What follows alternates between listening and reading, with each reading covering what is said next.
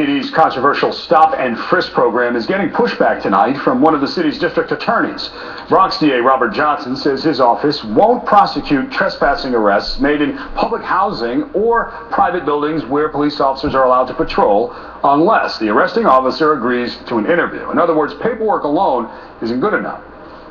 The cops are just filling out little forms and checking off little boxes. And it's too easy to do that behind the scenes. But now they're being confronted.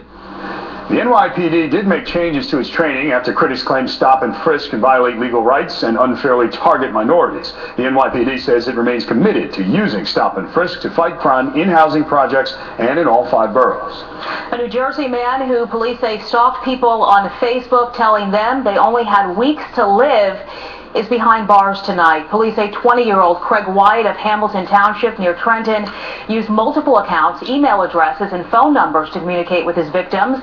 In several cases, police say he would tell people they were going to die and that they should spend their time wisely. Our sister station in Philadelphia talked to one young woman who received some of those messages.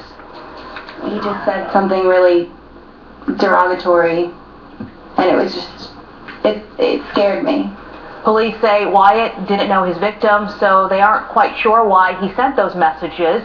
He's been charged with multiple counts of harassment and making terroristic threats. He's being held on $35,000 bond. Now to Queens, where diners will soon be offered a dish that some may find tough to swallow. Gourmet horse meat.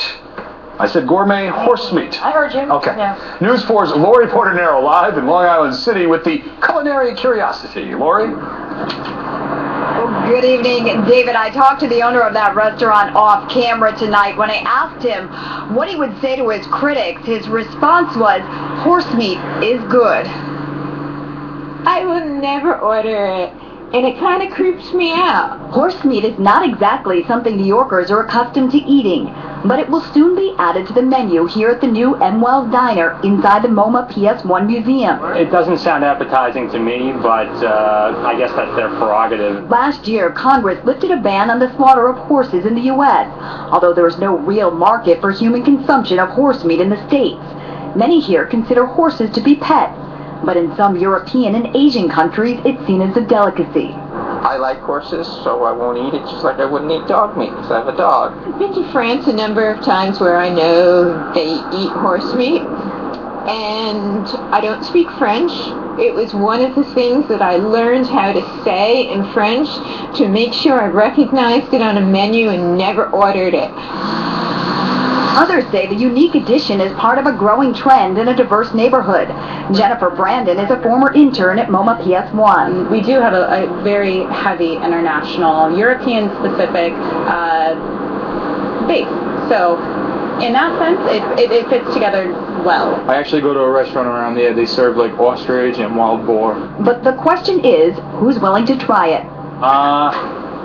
Would not be high on my list. Yeah, I would try it. Unless it was endangered or, yeah, and then I won't. But if it wasn't endangered, then I think I would try it. Why not?